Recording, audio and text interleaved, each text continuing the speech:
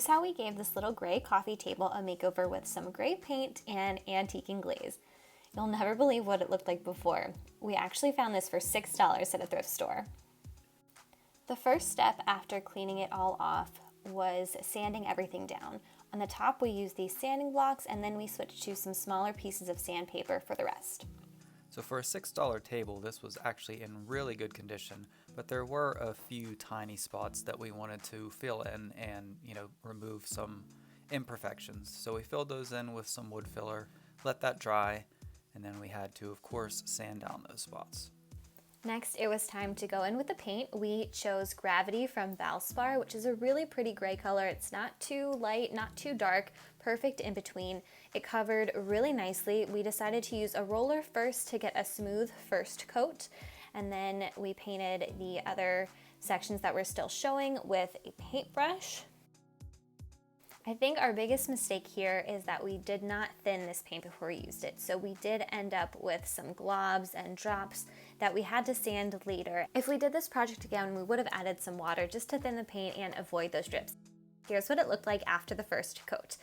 We did want to put a second coat on, and this time we found it really important to go with the grain of the wood and kind of use the paintbrush to recreate the texture that the wood had. We did sand in between coats to smooth everything out. After all the coats of paint were on, we sealed it with a Minwax water-based polyacrylic clear coat to prepare for the glazing. For the glaze, we used a Valspar antiquing glaze, and the footage is not here, but when we started, we just poured a glop of it onto the top of the table and painted it on. And it was really scary at first because it looked like we were just painting over all the hard work that we just did with this dark gray, almost black coat. But we had to trust the process, and it worked. So after you paint it on, you want to keep spraying it with water. You don't want the glaze to dry. That is a key step. So after you spray it, then you want to gently wipe it away. And if it goes according to plan, the glaze will just seep into the grain of the wood and into the corners to create that vintage antique look that you're going for.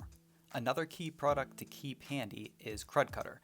If you happen to put too much glaze on and you want to remove it, just spray the Crud Cutter on and you can wipe it all away. As you can see, we also experimented with applying the glaze with some small round sponges so that we could intentionally manipulate the look of the glaze, and I personally think that was a very effective method. The final step was to seal it. We used a spray polyacrylic clear coat for this because we didn't want to risk removing any of the glaze with a paint-on sealant.